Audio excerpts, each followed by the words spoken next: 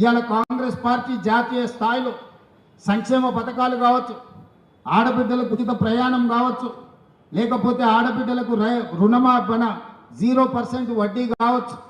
ఈరోజు నిరుద్యోగ యువకులకు సంబంధించి దేశంలోనే మొదటి సంవత్సరంలో 60,000 ప్రభుత్వ ఉద్యోగాలు ఇచ్చిన రాష్ట్రం ఏదైనా ఉంది అని అంటే అది తెలంగాణ రాష్ట్రం. మన కాంగ్రెస్ పార్టీ అధికారంలోకి వచ్చిన తర్వాతనే సాధ్యమైంది. 10 సంవత్సరాలు వాళ్ళు ఉద్యోగాలు ఇవ్వలే. ఆనాడు నోటిఫికేషన్లు ఇస్తే పరీక్షలు లేవు, పరీక్షలు పెట్టే ప్రశ్నపత్రాలు జిరాక్స్ సెంటర్లలో పల్లి బఠానీలు అమ్ముకునే పరిస్థితి. పబ్లిక్ సర్వీస్ కమిషన్ అంటే అదొక దళారుల అడ్డగా మార్చింది. కానీ మనం వచ్చిన తర్వాత వీటన్నిటిని ప్రక్షాళన చేసి 60,000 ప్రభుత్వ ఉద్యోగాలు ఇవ్వడం జరిగింది.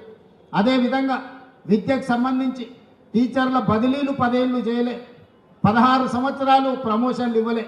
మనం అధికారంలోకి వచ్చిన ఎంబడే 35,000 మంది టీచర్లను బదిలీ చేసినాం, 22,000 మంది టీచర్లకు ప్రమోషన్లు ఇచ్చినాం, 11,000 మంది టీచర్లను నూతన నియామకాలు చేపట్టి విద్య మీద ఫోకస్ పెట్టి పేదవాడికి విద్యను అందించాలి, ఈ దేశ భవిష్యత్తు తరగతి గదుల్లో ఉంది అని చెప్పి ఈరోజు కాంగ్రెస్ పార్టీ నిర్ణయం తీసుకున్నది.